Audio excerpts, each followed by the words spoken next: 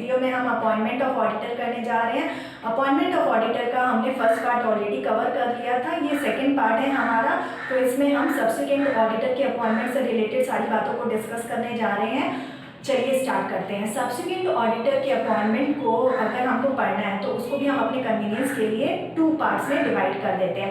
हमारे first part में हम देखेंगे नॉन गवर्नमेंट कंपनी में सब्सिक्वेंट ऑडिटर का अपॉइंटमेंट कैसे होता है, और सेकंड पार्ट में हम देखेंगे हमारे गवर्नमेंट कंपनी में सब्सिक्वेंट ऑडिटर का अपॉइंटमेंट कैसे होता है। ठीक है, स्टार्ट करते हैं नॉन गवर्नमेंट कंपनी से। नॉन गवर्नमेंट कंपनी के सब्सिक्वेंट ऑडिटर्स का सेक्शन है हमारा 139 सबसेक्शन 1। क्लियर।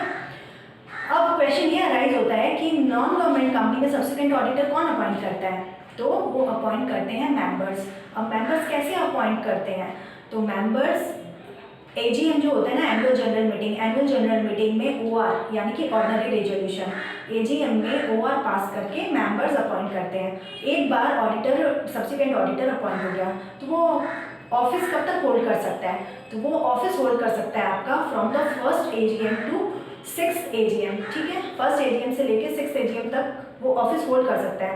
बट रुकिए सब्जेक्ट टू सर्टेन कंडीशंस, उसको कुछ कंडीशंस फुलफिल करनी पड़ेगी। वो कंडीशंस क्या है? First of all he has to give the written consent कि हाँ I am agreeing to become the auditor of this company. Clear. Second, अगर सर्टिफिकेट्स हो तो वेल एंड गुड, तो उस सर्टिफिकेट्स में क्या क्या कंटेन होगा, उस सर्टिफिकेट्स में आपके एलिजिबिलिटी, ऑडिटर की एलिजिबिलिटी, डिस्क्वालिफिकेशन, क्वालिफिकेशन सब कुछ कवर हो जाएगा।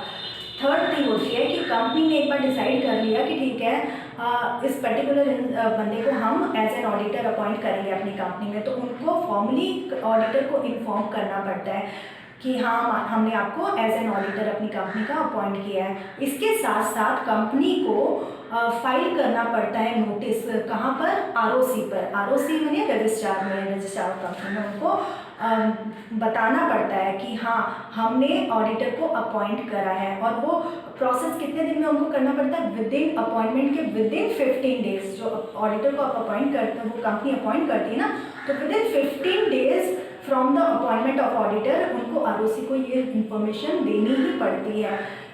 ठीक है, फाइल करके, नोटिस फाइल करते हैं तो उसमें बताना पड़ता है। ये चीज़ क्लियर हुई। अब हम आते हैं हमारे सेकेंड पार्ट में, जो कि है हमारा गवर्नमेंट कंपनी का। तो गवर्नमेंट कंपनी में सब्सिक्वेंट ऑडिटर कैसे अपॉइंट होता है? गवर्नमेंट कंपनी में जो CNPG हमने पहले भी पढ़ा है कि कंट्रोलर एंड ऑडिटर जनरल करते हैं। कंट्रोलर एंड ऑडिटर जनरल को कितने दिन के अंदर अपॉइंट कर लेना होता है, तो उनको विदिन 180 डेज अपॉइंट करना होता है।